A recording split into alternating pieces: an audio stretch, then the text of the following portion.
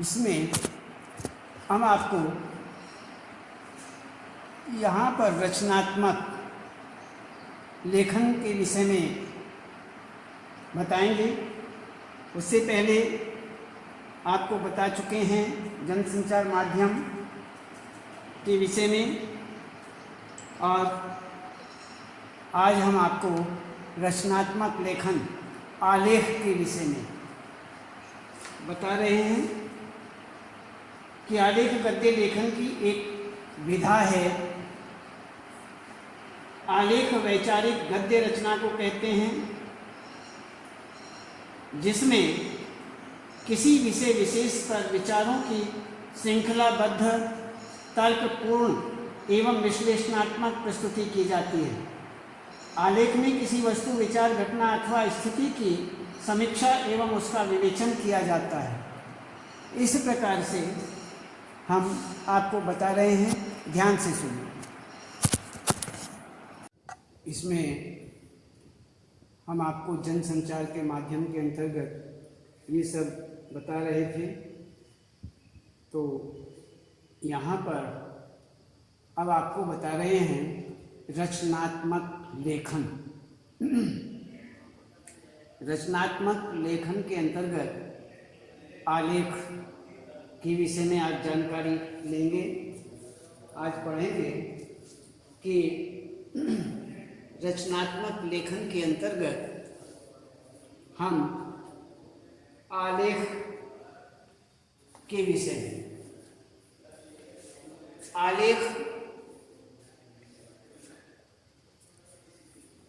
आलेख गद्य लेखन की एक विधा है। आलेख वैचारिक गद्य रचना को कहते हैं।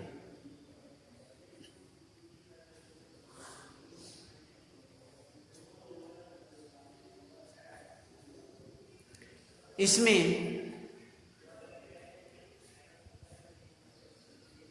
किसी विषय विशेष पर, आलेख में, आलेख के अंतर्गत किसी विषय विशेष पर विचारों की श्रृंखलाबद्ध तर्कपूर्ण एवं विश्लेषणात्मक प्रस्तुति की जाती है। आलेख में किसी वस्तु, विचार अथवा स्थिति की समीक्षा और उसका विवेचन किया जाता है। इसमें हम सबसे पहले इस बात को ध्यान रखते हैं कि आलेख लिखने हेतु ध्यान रखने योग्य बातें किस प्रकार की, कौन कौन सी, जो कि हमें आलेख लिखते समय उनका विशेष रूप से ध्यान रखना चाहिए। तो इस विषय में हम देखते हैं कि आलेख में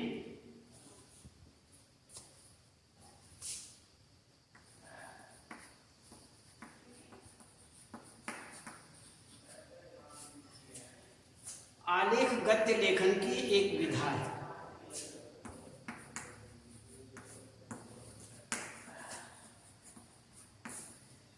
गद्य लेखन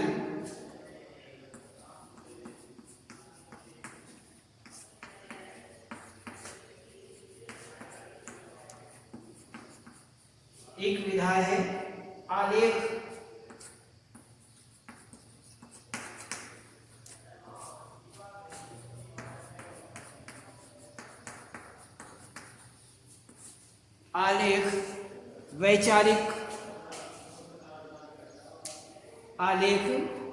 वैचारिक गद्य रचना को कहते हैं।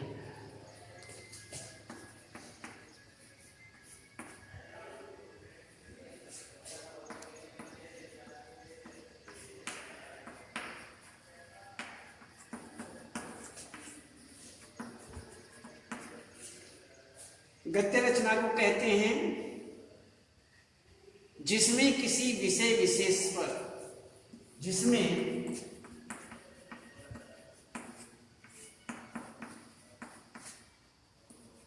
किसी जिसमें किसी विषय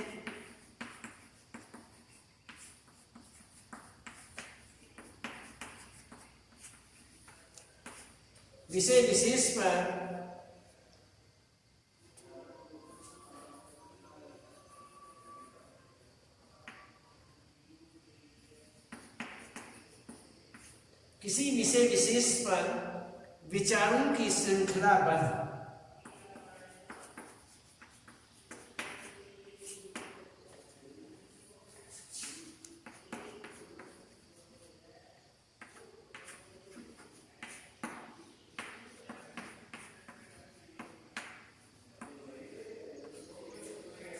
विचारों की श्रृंखलाबद्ध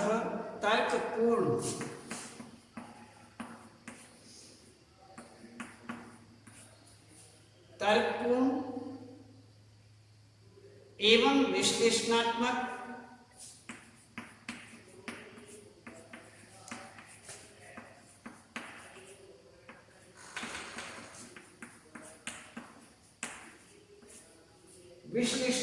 प्रस्तुति की जाती है।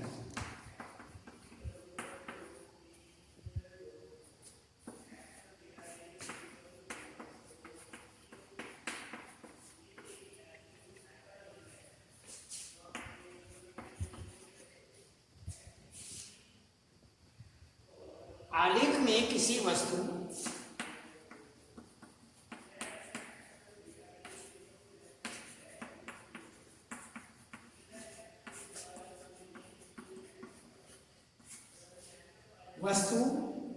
विचार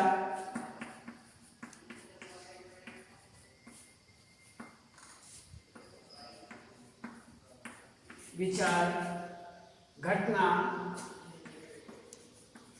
अथवा स्थिति की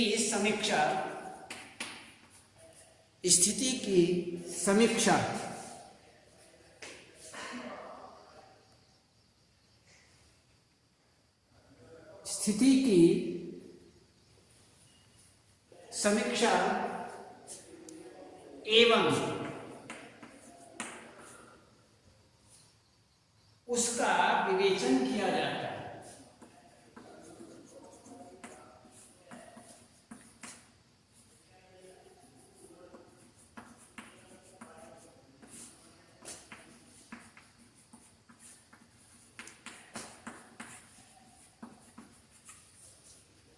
ये यहाँ पर आलेखगत लेखन की एक विधा है। आलेख वैचारिक गद्य रचना को कहते हैं, जिसमें किसी विषय विशेष पर विचारों की श्रृंखलाबद्ध तर्कपूर्ण एवं विश्लेषणात्मक प्रस्तुति की जाती है। आलेख में किसी वस्तु, विचार, घटना अथवा स्थिति की एवं उसका विवेचन किया जाता है। तो ये यहाँ पर आलेख, आप कोई पूछे कि आलेख किसे कहते हैं, आलेख इसे कहते हैं। अब आलेख लिखते समय हमें किन किन बातों का ध्यान रखना चाहिए, इस विषय पर बात करते हैं।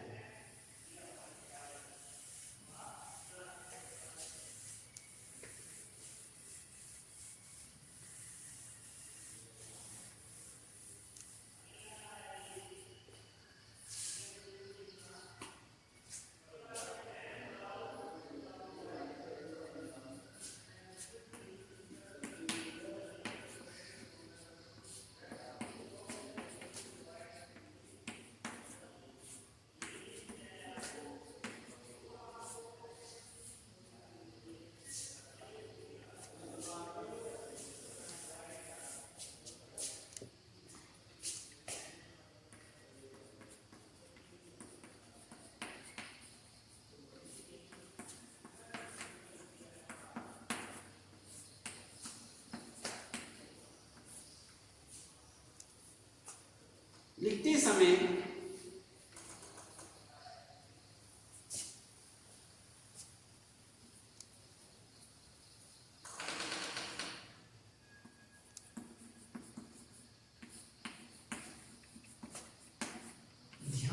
रखने योग्य।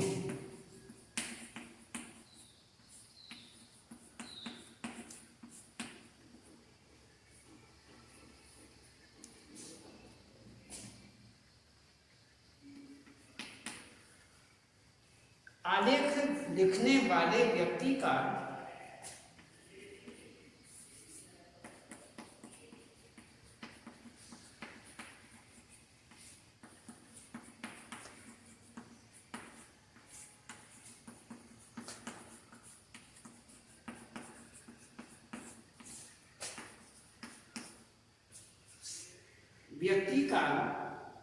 संबंधित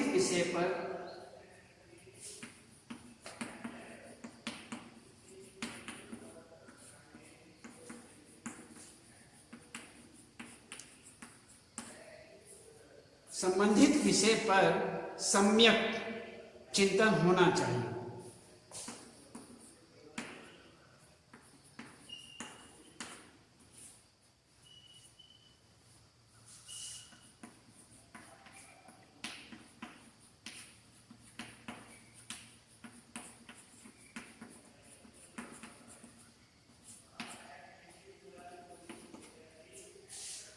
आगे कहते हैं कि आलेख से जुड़े तथ्यों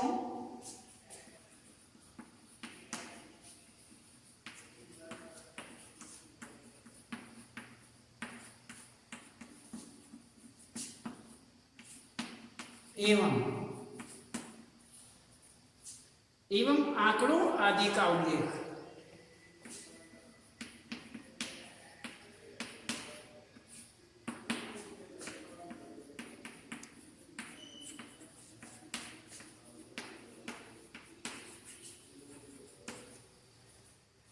आंकड़ों आदि का उल्लेख पूर्ण स्पष्टता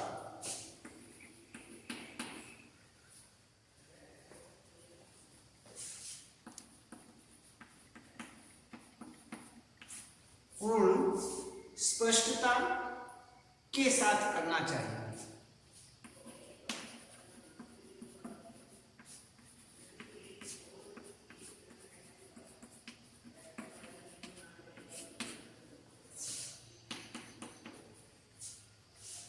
आलेख लिखने हेतु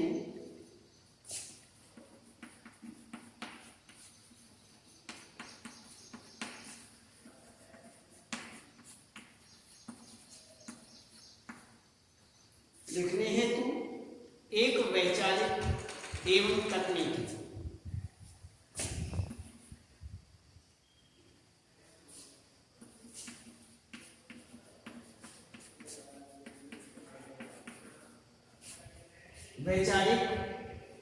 एवं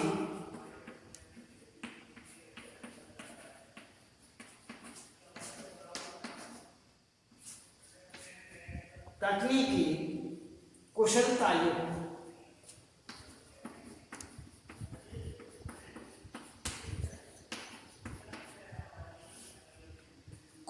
युक्त भाषा का प्रयोग करना चाहिए।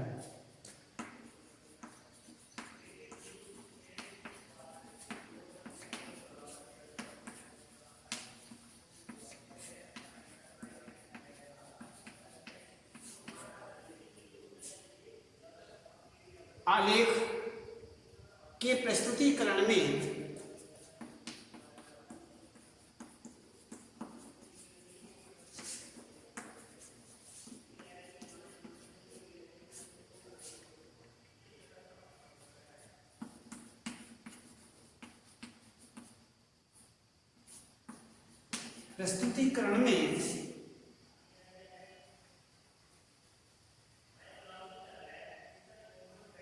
भ्रामक एवं संदिग्ध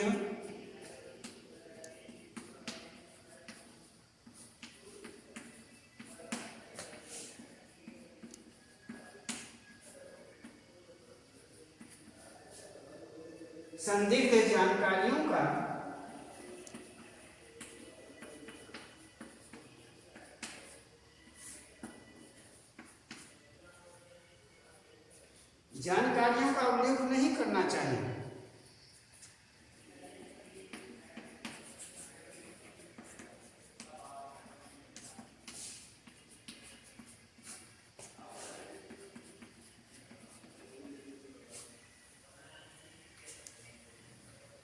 आलेख की भाषा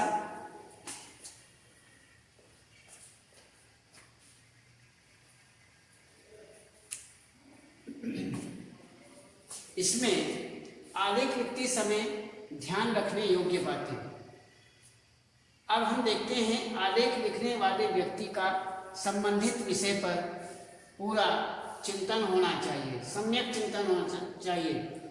दूसरा कहते हैं आलेख से जुड़े तथ्यों एवं आंकड़ों आदि का उल्लेख पूर्ण स्पष्टता के साथ करना चाहिए। आलेख लिखते हेतु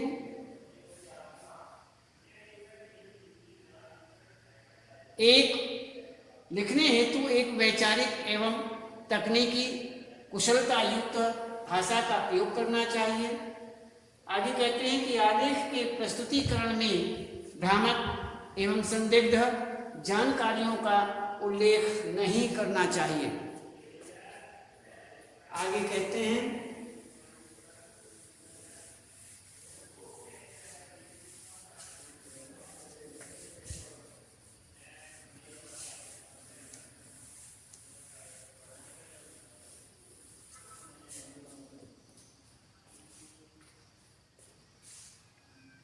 कि आलेख की भाषा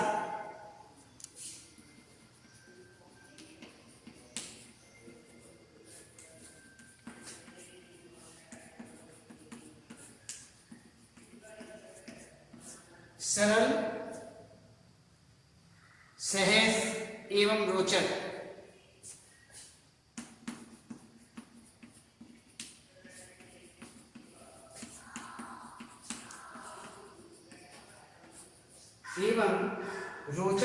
होनी चाहिए।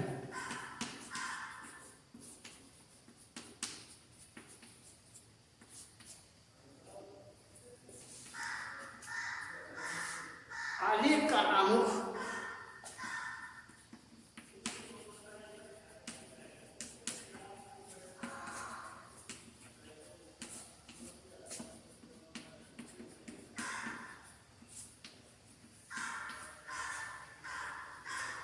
वाला अंश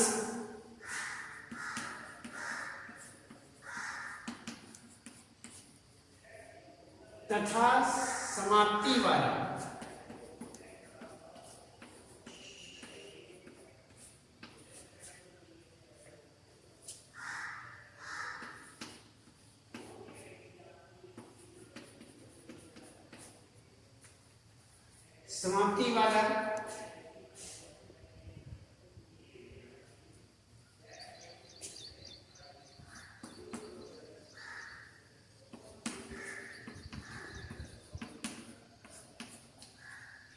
समाप्ति वाला अंश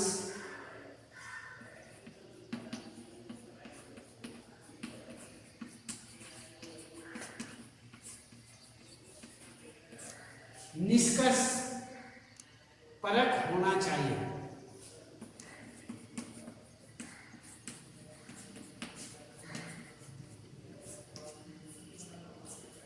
ये हमें विशेष रूप से ध्यान रखना चाहिए।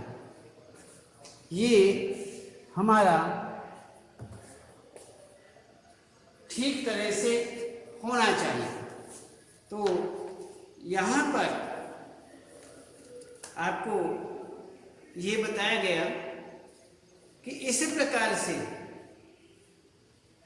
यहाँ हम अलग अलग इस तरह से इन बातों का विशेष रूप से ध्यान रखें और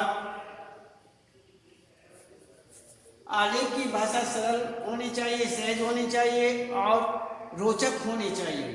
आलेख का आमुख जो सबसे शुरू में प्रस्तावना लिखते हैं वह अंश और समाप्ति वाला अंश अर्थात निष्कर्ष जो निचोड़ है वह अंत का वाला अंश जो है वो निष्कर्ष परक होना चाहिए।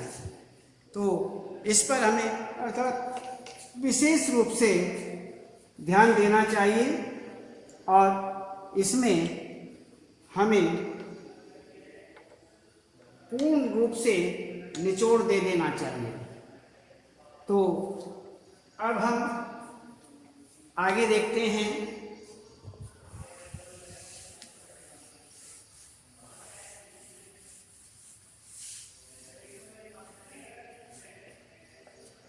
हम आपको एक उदाहरण रूप में देखते हैं।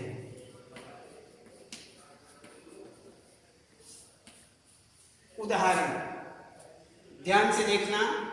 बाहर से जूझते गांव,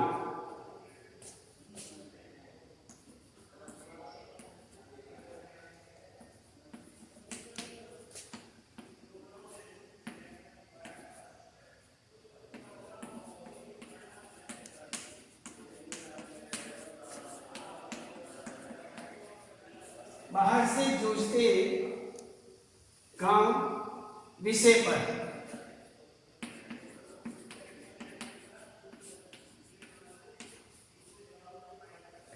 एक आलेख लिखिए।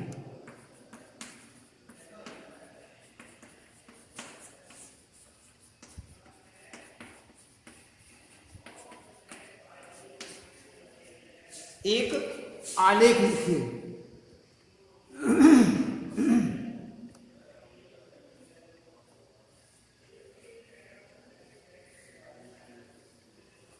अब इसमें बाहर से जूझते गांव,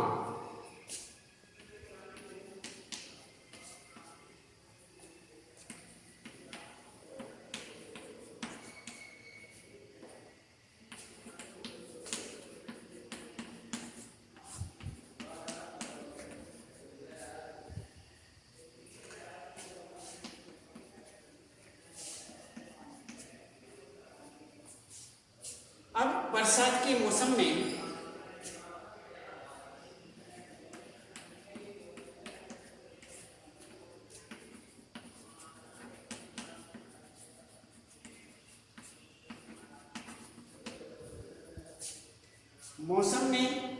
जब नदियों के जल स्तर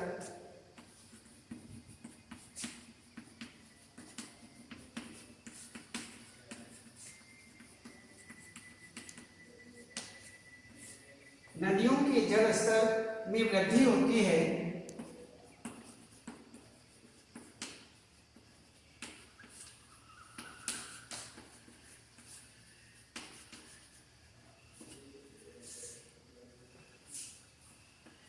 तब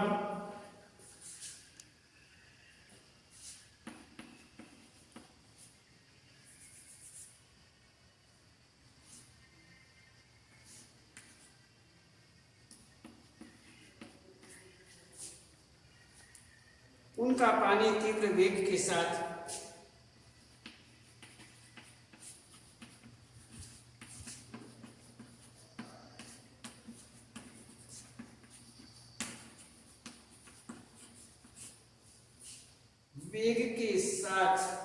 निचले इलाकों में भर जाता है।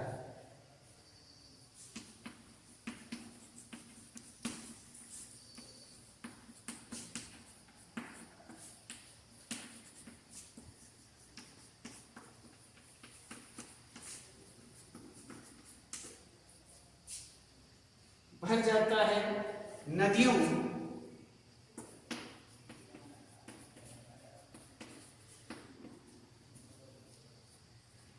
के आसपास के क्षेत्रों में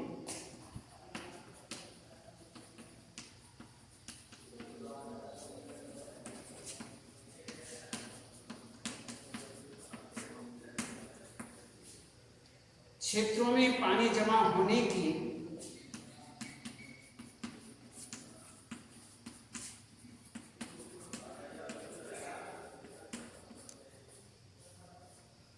जमा होने की यह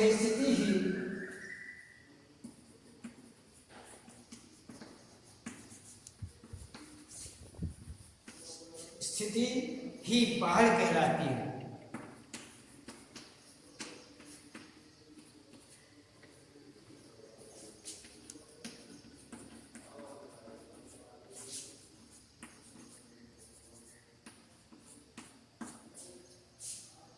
वर्तमान समय में बाढ़ से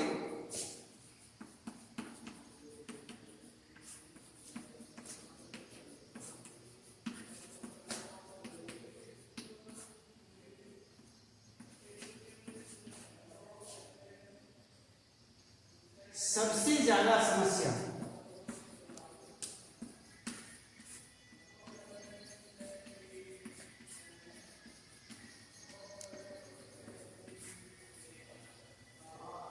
ग्रामीण क्षेत्रों में उत्पन्न होती है।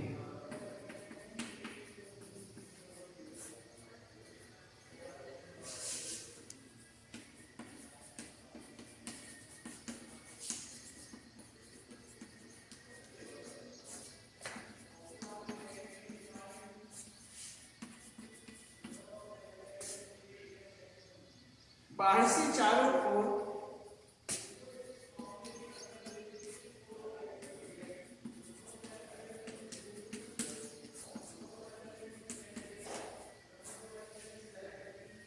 जल प्रलय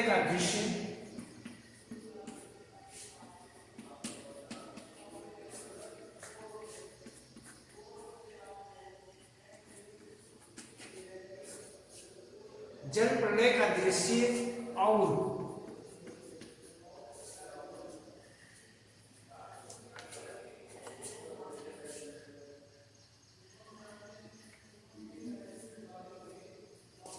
और उसमें डूबे खेत खलियान,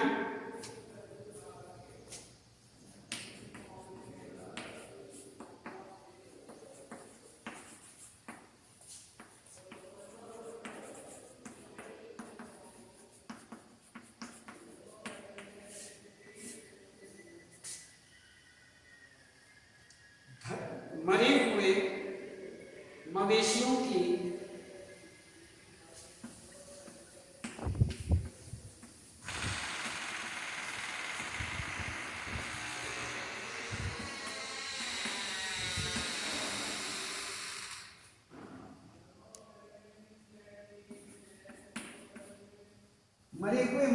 की डूबती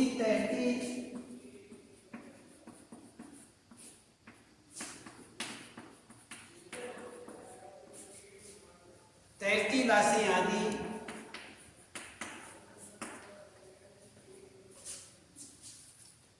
बाहर से जूझते गांव।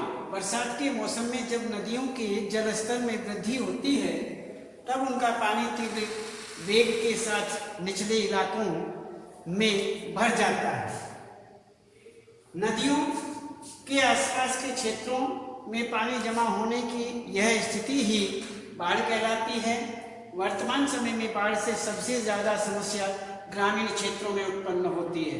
बाढ़ से चारों ओर जल प्रलय का दृश्य और उसमें डूबे खेत खलियान, मरे हुए मवेशियों की डूबती तैरती लाशें,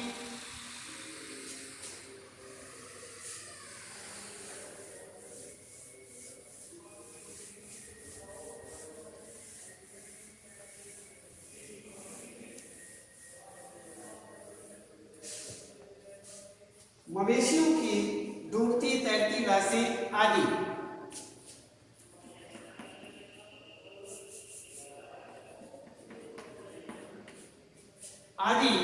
ग्राम्य जीवन की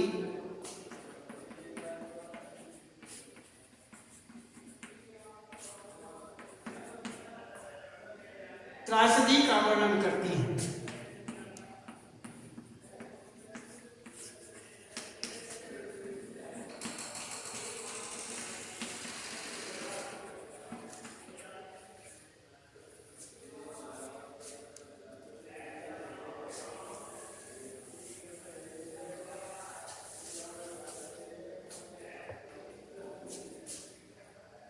मवेशियों, तैरती लाशें आदि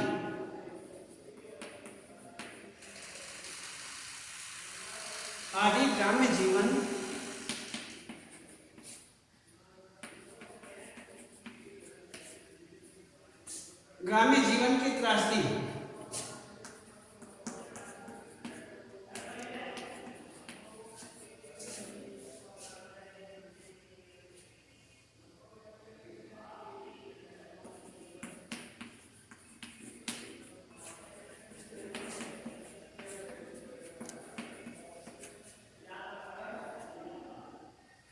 गांव में अधिकतर लोगों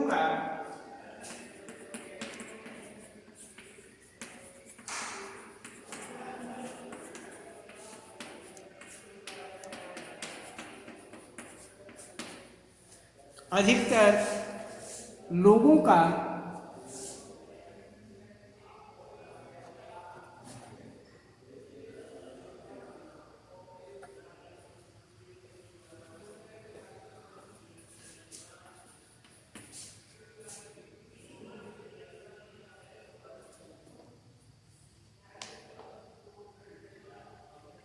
वे जीवन कृषि पर आश्रित होता है।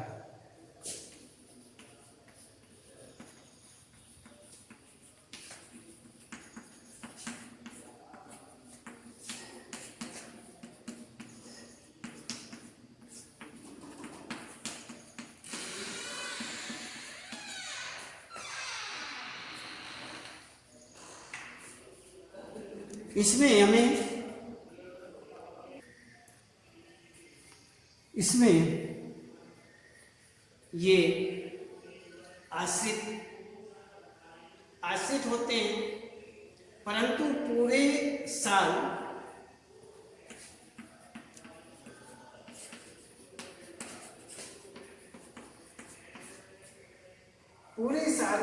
का श्रम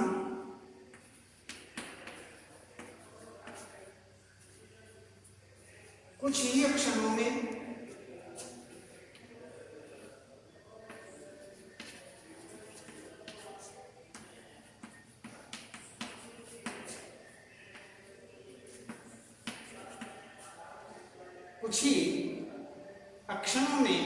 पहाड़ की चपेट में आकर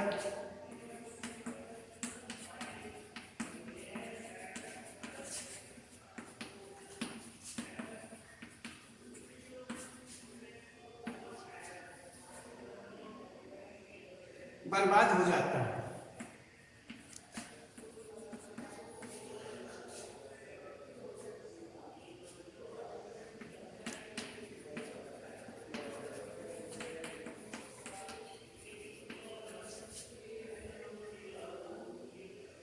बाढ़ के कारण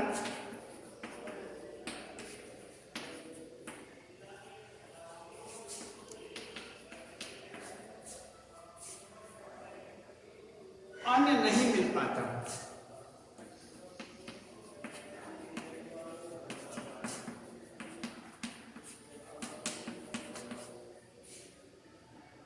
और न जाने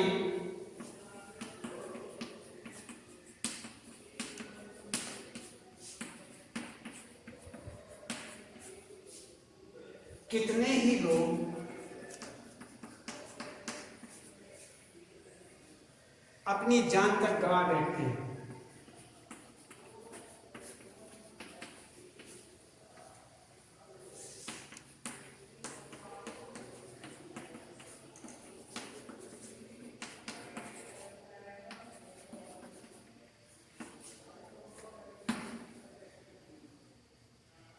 किसान अधिकतर मात्रा में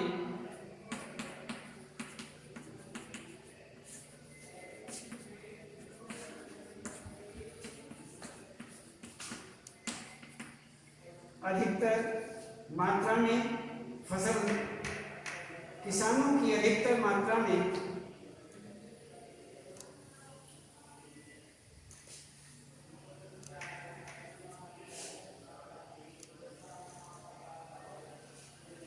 किसान अधिक मात्रा में फसल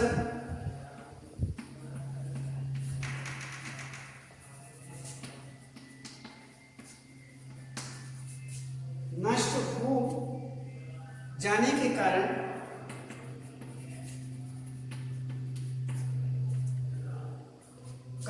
आत्महत्या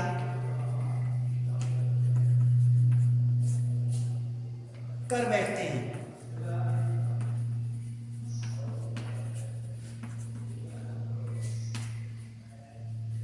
आज तक सुझाए गए बचाव के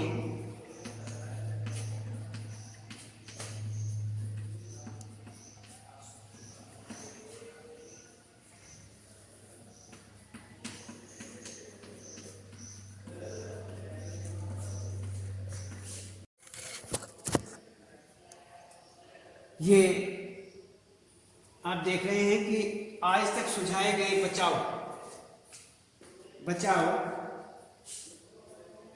सुझाए गए बचाव के कारण अस्थायी उपायों में सबसे प्रभावी उपाय राष्ट्रीय स्तर पर सभी नदियों को एक दूसरे से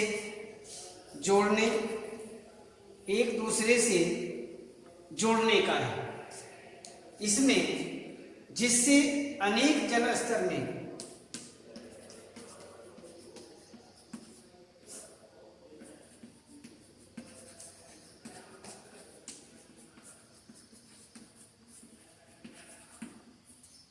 जल स्तर में असमान वृद्धि न हो।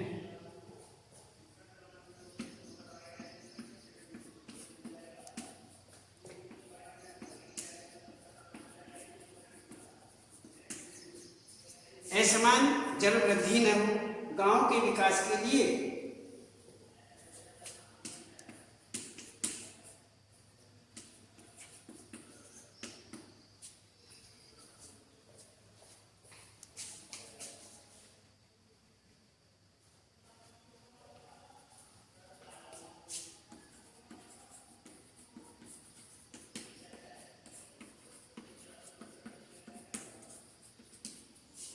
गांव के विकास के लिए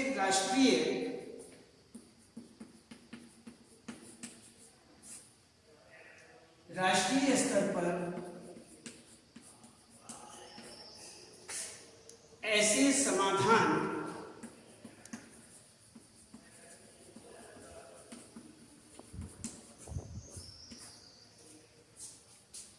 ढूंढ लेना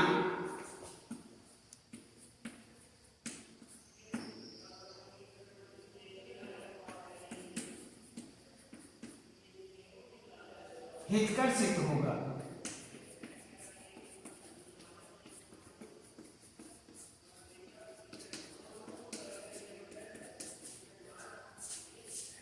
तो ये हमारा हुआ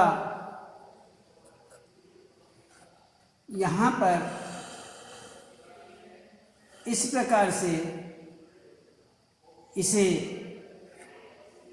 जोड़ने का है जिससे अनेक जलस्तर में असमान वृद्धि न हो और गांव के विकास के लिए राष्ट्रीय स्तर पर ऐसे समाधान ढूंढ लेना हितकर सिद्ध होगा। ये हुआ आपका आलेख उदाहरण, और इसमें ध्यान रखें और फिर आगे बताएं।